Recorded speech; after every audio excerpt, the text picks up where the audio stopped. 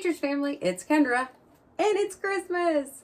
I'm so excited for this Christmas season, and one of the things that I wanted to do was to take a deeper look into some of the Christmas songs we sing, look at the history and some of the theology, just take a deeper look at the songs, and the first one I wanted to do was O Come, Emmanuel.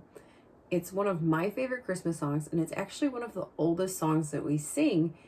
It was originally written in Latin in the 9th century, so we're talking over 1,000 years ago. And we still sing it today because of a man named John Mason Neal. He was a priest that was sent to West Africa, and he actually spoke and wrote and understood 20 different languages. He was a very smart man. And when he was in West Africa, he actually built an orphanage, a school for girls, a safe haven for women who were trying to get out of prostitution or abusive relationships. So he was a great man, and he discovered this song in Latin, and he translated it into English, and here we are over 1,000 years later, still singing it. As we take a look in the more of the theology side of the song, we have the word Emmanuel, which means God with us. And as you guys know, this song tends to be a little more somber, maybe a little more haunting than, let's say, like Joy to the World, which is super upbeat and an amazing song. We see that O Come, Emmanuel, it more centers around the promise of the Savior, that prophecy being fulfilled that we see in Isaiah chapter 7, specifically starting in verse 10. You see the Lord is speaking to a prophet, and it's all the signs of the Emmanuel. And if you look in verse 14 in Isaiah chapter 7, it says, "Therefore, the Lord himself will give you a sign. Behold, the virgin shall conceive and bear a son, and shall call his name Emmanuel."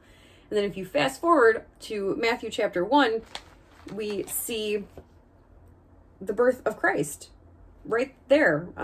We see that prophecy fulfilled.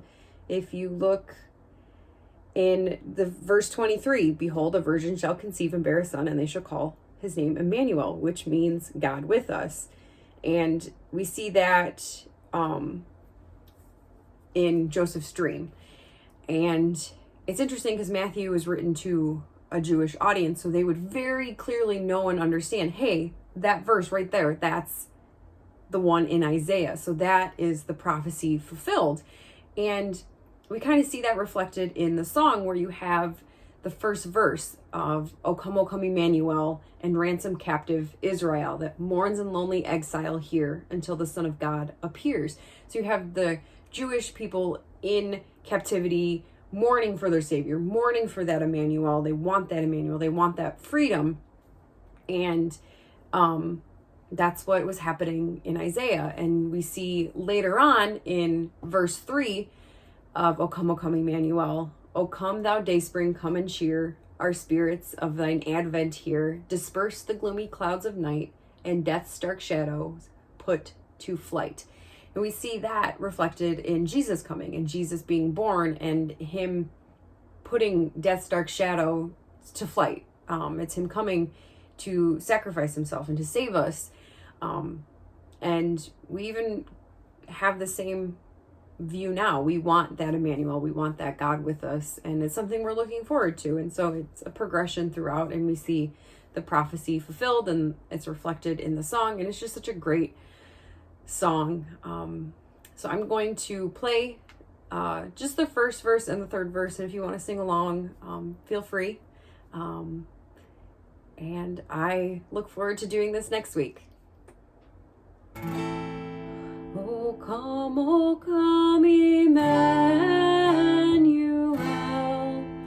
and ransom captive Israel that mourns in lonely exile here until the Son of God appears.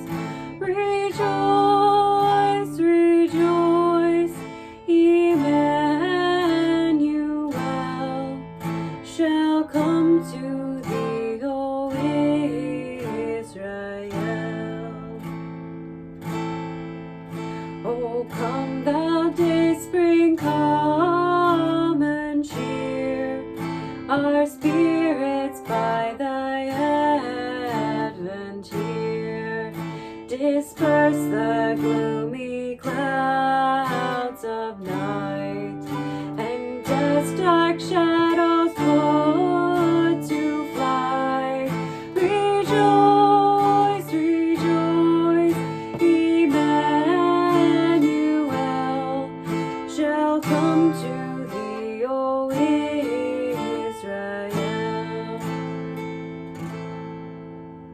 Have a good week. I will see you on Saturday.